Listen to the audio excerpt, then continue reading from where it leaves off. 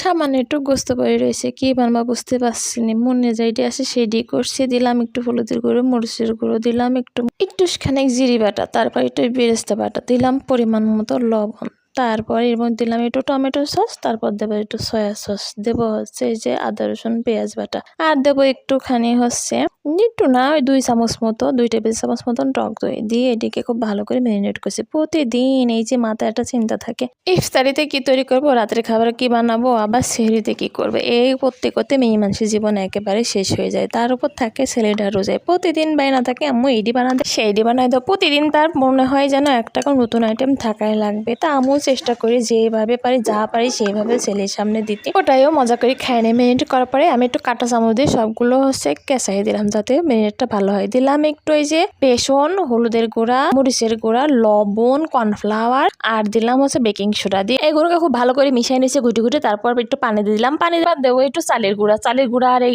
Cornflour দিলে পরে এটি খুব সুন্দর মুচমুচে হবে। তো এখন কি করবো, এটাকে খুব ভালো করে ঘুইটে ঘাইটি একেবারে একটা গোলা তৈরি করে নেবো। গোলাটা হতে হবে খুব ঘন, একেবারে পাতলা না, ঘন হতে হবে। আর একটু ধনিয়া পাতা দিলাম, ধনিয়া পাতাতে একটু ফ্লেভার ভালো আসবে। এই যে আমি ফেলছি, নিচে কিন্তু মিলাই যাচ্ছে না। আমি এই যে ড্রপ আকারে ফেলছি, সেটি কিন্তু গোলার উপরে কিছুক্ষণ থেকে যাচ্ছে, এমনই কিন্তু গোলাটা গোলাতে হবে। তারপরে যে হালকা তেল দিলাম, তেলটা কিন্তু বেশি গরম হতে হবে না, একটু হালকা গরম হলে পরে তার ভিতরে এই গোশটা ভীষণ মিটার চুবাই ছাড় দিতে হবে একটা করে।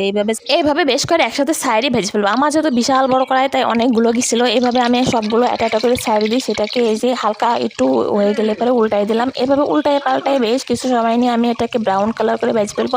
অল্প আছে সময় নিয়ে ভাজলে খুব মুসমুসে হবে। এর ভিতরে যেহেতু দেওয়া আছে কর্নফ্লাওয়ার আর ওই যে চালের গুঁড়া, তাই এটা খুব মুসমুস হবে। তো এইভাবে তোমরা কিন্তু বাসায় তৈরি করে ফেলতে পারো চটজলদি মুসমুসে মজাদার চিকেন চপ। ছোট বড় সবাই খুব পছন্দ করবে।